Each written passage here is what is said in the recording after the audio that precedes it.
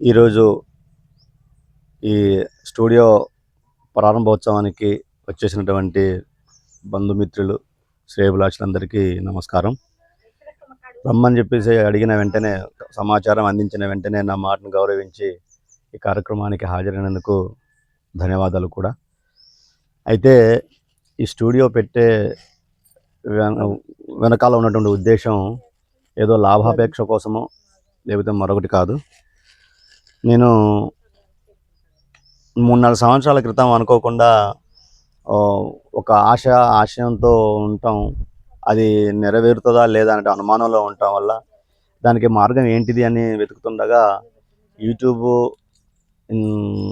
నడిపిస్తే బాగుంటుందనే ఒక ఐడియా వచ్చింది. అది ఒకరోజు ఒక మొబైల్లో వీడియో చూస్తుంటే నాలాగా ఇంకొకరు ఎవరో యూట్యూబర్ చెబుతూ ఉంటే ఆ వీడియో అనుకోకుండా స్క్రోల్లో వస్తే విన్నాను. ఇదేదో నా లైఫ్కి, నేను అనుకున్న ఆశయానికి మ్యాచ్ అవుతుందని ఆశపడి విషయాన్ని తెలుసుకొని అప్పటి నుంచి ఇదైతే బాగుంటుందని చెప్పేసి ఒక సువాచ వ్లాగ్ అనేటువంటి స్టూడియో పెట్టాను. యూట్యూబ్ ఛానల్ స్టార్ట్ చేశాను. ఆ ఛానల్ నాకు పూర్తిగా కొత్త, ఏమీ తెలియదు. అక్కడి నుంచి ఏమీ తెలియని ఆ స్థాయి నుంచి ఒక్కొక్కటిగా యూట్యూబ్లోనే వీడియోలలో చూస్తూ కైన్ మాస్టర్ ఎడిటింగ్ చేయటం, తర్వాత పాటలలో ఎలా రాయాలో చూడటం, వాళ్ళని వీళ్ళని అబ్జర్వ్ చేసి చేయటం. ఆ తర్వాత నాకు ఒక అబ్బాయి పరిచయం అయ్యాడు, పేరు వీరా కుమార్.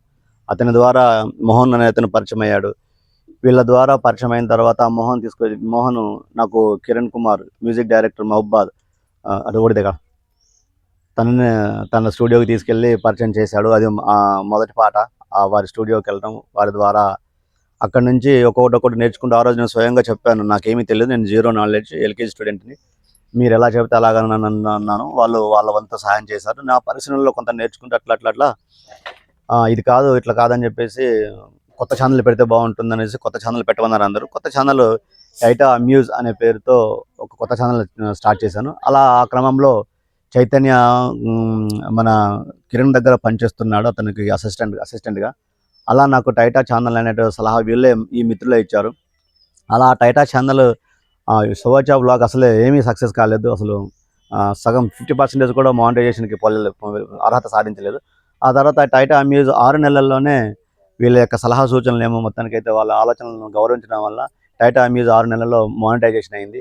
అందుకు సహకరించిన, మానిటైజ్ చేసిన, సలహా సూచన ఇచ్చినటువంటి అందరికీ కూడాను ప్రత్యేకంగా ధన్యవాదాలు. ఈరోజు ఈ కార్యక్రమానికి ఒక 15 మంది అటెండ్ అయ్యారు. నా ఎక్స్పెక్టేషన్ 30-40 మంది అనుకున్నాను.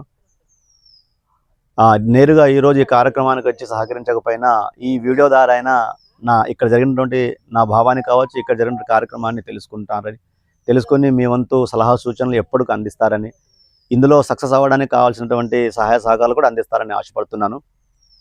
అయితే ఇందులో నాకు అదృష్టవశాత్తు నాకు ఒక ఉద్యోగం ఉన్నది, మంచిగా చేసుకుంటున్నాను. కానీ నాతో పాటు ఇలా ఎవరైతే పేదరికంలో కావచ్చు, కళలని నమ్ముకున్న వాళ్ళు ఎవరైతే ఉన్నారో వాళ్ళు కూడా నా వంతు ఒక హెల్ప్ చేద్దామనేటువంటి ఆశయంతో వీళ్ళందరి, ఈ కళాకారులందరి యొక్క సలహా సూచనల మేరకు, సహాయ సహకారాలతో ముందుకొచ్చాను. అందులో భాగంగానే ఈ స్టూడియో ఉంటే బాగుంటుందని చెప్పేసి అటు కిరణ్ కుమారు, ఇటు నిమ్మల రాంబాబు గారు, అలాగే చైతన్య, అలాగే నాగేశ్వరరావు గారు టీచరు, వారు కూడా చక్కటి సలహా ఇచ్చారు. సో వారి సలహా మేరకు ఈ స్టూడియో స్టార్ట్ చేశాను. ఇందులో ఏమాత్రమో నా లాభాపేక్ష గురించి కాదు, నేను ఆశయంతో వాళ్ళని ఎంకరేజ్ చేయడం కోసమే పెట్టాను. సో ఓవరాల్గా నాకు సహకరించిన, రాబో రోజుల్లో సహకరించే వాళ్ళందరికీ కూడాను, నా మిత్రులకి, శ్రేయోభిలాషులకి, బంధువులకి అందరికీ కూడాను ధన్యవాదాలు తెలుపుతున్నాను. Thank you. ఎప్పుడు నాకు తోడుండి సలహా సూచనలు ఇస్తూ నాతో పాటు ఈ యొక్క స్టూడియోని నమ్ముకున్నటువంటి కళాకారులందరికీ కూడా చేయూత అందిస్తారని మనస్ఫూర్తిగా కోరుకుంటున్నాను. ఈ సందర్భంగా నిమ్మల రాంబాబు గారు, అలాగే పెద్దలు ఎవరైనా 2 మాటలు మాట్లాడవలసిందిగా రాంబాబు గారిని కోరుచున్నాను.